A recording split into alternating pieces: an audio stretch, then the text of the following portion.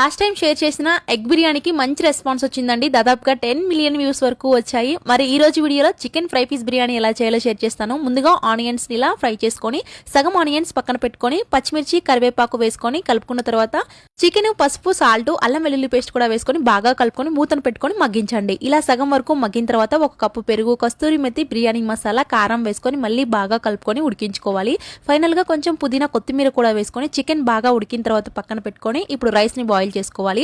ఒక గిన్నెలోకి 2 లీటర్ల వరకు వాటర్ వేసుకొని నెయ్యి, సాల్ట్, అల్లం వెల్లుల్లి paste, biryani spices, green chillies, కొత్తిమీర, పుదీనా, నిమ్మరసం, బిర్యానీ మసాలా కూడా వేసుకొని వాటర్ బాయిల్ అయిన తర్వాత ముందుగా నానబెట్టుకున్న బాస్మతి రైస్ ని కూడా వేసుకొని 80% వరకు ఉడికిన తర్వాత వాటర్ లో నుంచి రైస్ ని తీసేసుకొని వేరొక గిన్నెలోకి నెయ్యిని అప్లై చేసేసుకొని ఇలా రైస్, చికెన్ లేయర్ లాగా వేసుకోవాలి. ఆ తర్వాత ఫ్రైడ్ ఆనియన్స్, కొత్తిమీర, పుదీనా, కరివేపాకు, బిర్యానీ మసాలా, నెయ్యి, ఎలాచీ పౌడర్, ముందుగా ఉడికించుకున్న రైస్ వాటర్ వేసుకొని ఒక 15 నిమిషాలు ఉడికించుకోవాలండి. అంతేనండి, ఫ్రై పీస్ బిర్యానీ రెడీ.